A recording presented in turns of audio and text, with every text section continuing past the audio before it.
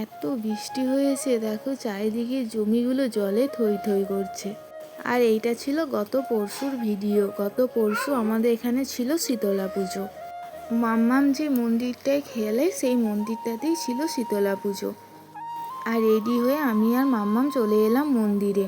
আর মাম্মাম এখানে এসে দেখছে মন্দিরটা সাজিয়েছে, তো ঘুরে ঘুরে ও দেখছে। তারপর ও জেদ হলো যে আইসক্রিম খাবো, তাই ওর জন্য একটা আইসক্রিম কিনে নিয়ে বাড়ি চলে এলাম, কারণ ওখানে বসে কি করে খাওয়াবো মন্দিরে। আর তাই ওকে বাড়িতে দিয়ে এলাম, ও ওখানে বসে খাক আইসক্রিমটা বাড়িতে, আর আমি আবার চলে এলাম।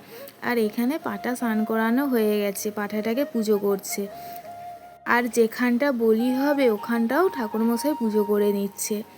আর তারপরে এখানে পাঁঠা বলি হয়ে গেছে, আর ওর ভিডিওটা আমি দিতে পারলাম না, কারণ আমি নিজেই পাঁঠা বলি দেখতে পারি না, আর ভিডিও করা হয়নি। তারপরে মাম্মাম এখানে চলে এসেছে ড্রেস চেঞ্জ করে, কারণ হয়তো আইসক্রিমটা পড়েছিল ড্রেসে। আর এইদিকে সবাই ধুনো পোড়াবে, আসলে যারা মানত করে থাকে তারা এখানে ধুনো পোড়াচ্ছে। আর এই দেখো এখানে শুয়ে ওই ঠাকুমাটা ধুনো পোড়াচ্ছে, ওর মনে হয় কোনো মানত ছিল। আমারও এই মন্দিরে 1 বছর মানত ছিল, তো আমিও ধুনো পুড়িয়েছিলাম। এই মা কিন্তু খুব জাগ্রত।